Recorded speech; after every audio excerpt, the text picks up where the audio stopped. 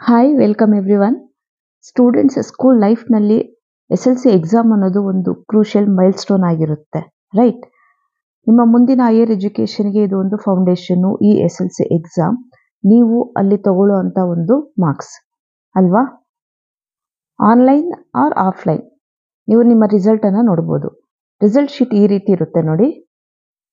Result ಶೀಟಲ್ಲಿ first ನಿಮ್ಮ name ಇರುತ್ತೆ ಹಾಗೂ ರಿಜಿಸ್ಟರ್ ನಂಬರ್ ಇರುತ್ತೆ. ಸೊ ಪಾರ್ಟ್ ಎ ಅಲ್ಲಿ ನೀವು ನೋಡಿ ಸಬ್ಜೆಕ್ಟ್ 6 ಸಬ್ಜೆಕ್ಟ್ ಮೆನ್ಷನ್ ಮಾಡಿದ್ದಾರೆ. ದೆನ್ ಇಂಟರ್ನಲ್ ಮಾರ್ಕ್ಸ್ ನಿಮ್ಮ ಸ್ಕೂಲ್ ಕಡೆಯಿಂದ ಕೊಟ್ಟಿದ್ದು, ದೆನ್ ಎಕ್ಸ್ಟರ್ನಲ್ ಮಾರ್ಕ್ಸ್ ನೀವು ಥಿಯರಿ ಎಕ್ಸಾಮನ್ನು ಬರೆದಿದ್ದು. So total marks for each subject. ಈ ಟೋಟಲ್ ಮಾರ್ಕ್ಸಿಗೆ ಅಂದರೆ ಈಚ್ ಸಬ್ಜೆಕ್ಟ್ ಟೋಟಲ್ ಮಾರ್ಕ್ಸ್ ಏನು ಬಂದಿರುತ್ತಲ್ವ ಅದರದ್ದು ಪರ್ಸೆಂಟೇಜ್ ತಗೊಂಡು ಗ್ರೇಡನ್ನು ಕೊಡ್ತಾರೆ. ಇದು ಬಂದ್ಬಿಟ್ಟು grading system. Mark sheet below result pass ಅಂತ ಕೊಟ್ಟಿರ್ತಾರೆ. ನೀವು ಪಾಸ್ ಆಗಿದ್ರೆ ಅಂದರೆ ಪಾಸ್ ಆಗೋದಕ್ಕೆ 219 ಮಾರ್ಕ್ಸನ್ನ ನೀವು ತಗೋಬೇಕಾಗುತ್ತೆ. ರಿಸಲ್ಟ್ ಕೆಳಗೆ CGA ಅಂತ ಪ್ರಿಂಟ್ ಆಗಿರುತ್ತೆ. ಅಲ್ಲಿ ಗ್ರೇಡ್ ಸಿಸ್ಟಮಲ್ಲಿ CGAನ ಕೊಟ್ಟಿರ್ತಾರೆ. CGA ಅಂದರೆ ಕ್ಯುಮುಲೇಟಿವ್ ಗ್ರೇಡ್ ಆವರೇಜ್. ಅದನ್ನ ಹೇಗೆ ಕಂಡುಹಿಡಿಯೋದು ಅಂತ ಹೇಳ್ತಾನೆ. ಸೊ ನಿಮ್ಮ ರಿಸಲ್ಟ್ ಬಂದ್ಬಿಟ್ಟು in grading system based on percentage of marks.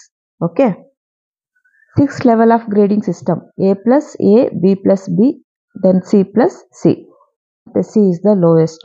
ಇದು Karnataka SLC exam grading system. First language 125 marks, second ಮತ್ತು third language 100 marks each. 3 core subject maths, science ಮತ್ತು social, each 100 marks. So 300 total ಆಗಿ 625 ಮಾರ್ಕ್ಸಿಗೆ ನೀವು exam ಬರೆದಿದ್ದೀರಾ ಅಲ್ವಾ?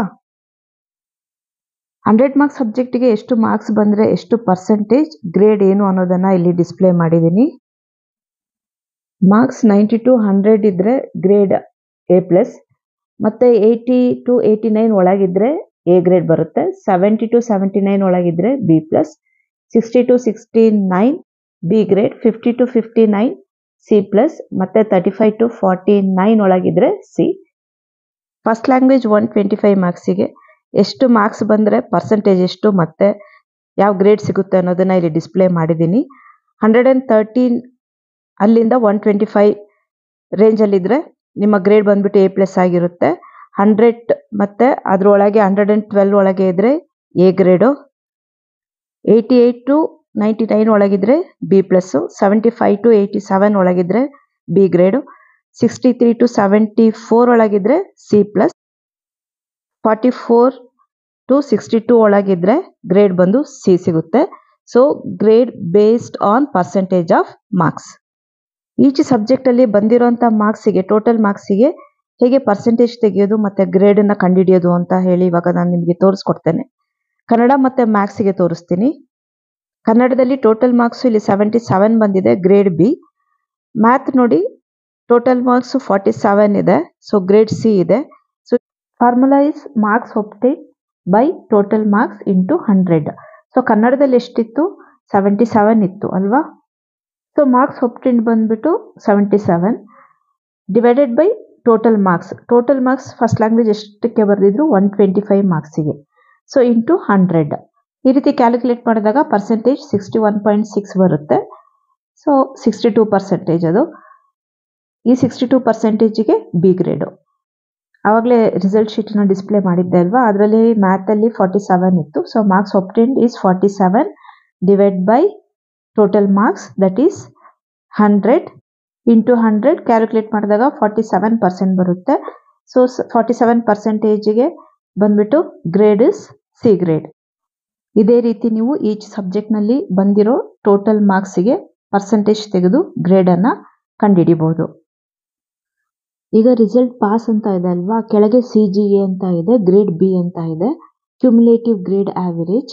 ಅಂದರೆ 6 subject grade ಮಾರ್ಕ್ಸ್ನ ಒಂದು ಆವರೇಜೇ ಇದು CGA.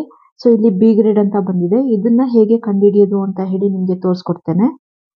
Total marks ಎಷ್ಟು ಬಂದಿದೆ ನೋಡಿ, 425 ಮಾರ್ಕ್ಸ್ ಬಂದಿದೆ ಅಲ್ವಾ? Formula total marks obtained by grand total into 100. So total marks ಎಷ್ಟು ಬಂದಿತ್ತು? 425 ಬಂದಿದೆ, ಕರೆಕ್ಟಾ? ಗ್ರ್ಯಾಂಡ್ ಟೋಟಲ್ ಬಂದು 625. ಸೊ ಔಟ್ ಆಫ್ 625 425 ಬಂದಿದೆ ಇಂಟು 100. ಅದನ್ನು ನಾವು ಕ್ಯಾಲ್ಕುಲೇಟ್ ಮಾಡಿದಾಗ ಪರ್ಸೆಂಟೇಜು 68% ಬರುತ್ತೆ. ಸೊ CGA ಬಂದ್ಬಿಟ್ಟು B ಗ್ರೇಡ್.